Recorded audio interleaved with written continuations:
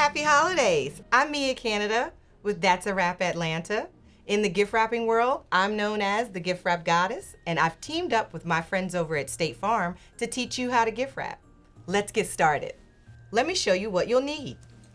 A box, transparent tape, scissors, a measuring tape, gift wrapping paper, and a clean, tidy area dedicated for gift wrapping.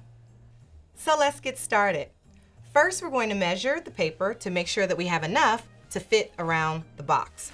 The easy way to do this is to simply take your measuring tape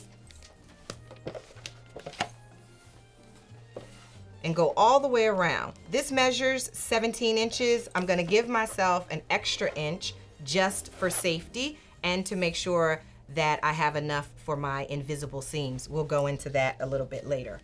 Okay, so this paper is 24 inches. I know that I have enough on both sides for it to cover the box. But just in case I did not have that measurement, here's an easy way to see if you have enough paper to cover your box. Simply take your box, line it up to the edge of your paper, flip your box, just like this,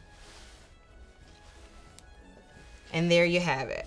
Now we're going to place the box in the middle of our paper. So if we do this, you see we have a lot of excess right here. We don't want that. That's what causes bulky sides, and I'm gonna show you how not to do that. I'm gonna push this over, and if you can see, I'm gonna show, take this a little bit higher than halfway. And because I've already measured that, if I measure it with a measuring tape, it's probably gonna be about an inch, but in case you don't have a measuring tape, you can use your fingers. So I have 2 fingers over here, and I'm gonna take 2 fingers over here. And that's where I'm going to cut. Here's a hack about cutting. You always want to measure twice and cut once. Once you cut, you can't get that back. And here's a tip on how to cut a straight line. This is also a very good life tip. So you want to make sure that you fix your eye on a point and basically just look where you're going and not where you've been.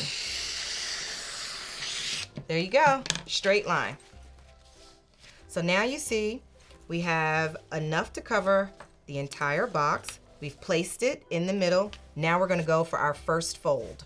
Gently fold your paper over about a ½ an inch and give it a little crease. Take a piece of tape about an inch long and place it directly in the center of your box, just like that. Okay? Now I'm gonna take this hand and I'm going to hold the paper here just to create a little tension so that I can make sure that I get all of the air from the back of the box. I'm gonna pull this over, create a little tension again, and smooth this out so that again, I'm getting all of the air out. And once I do that, I'm gonna give it another little crease just like that to keep that into place. I'm gonna do the same thing over here, smooth it out, and crease my corners. Once I've done that, I'm gonna fold this back, take my scissors and trim off the excess, like so. Take my second piece of tape, and I'm gonna put that right in the middle and over the side. That, my friends, is what we call an invisible seam. You can't tell the front from the back. Now let's tackle the sides.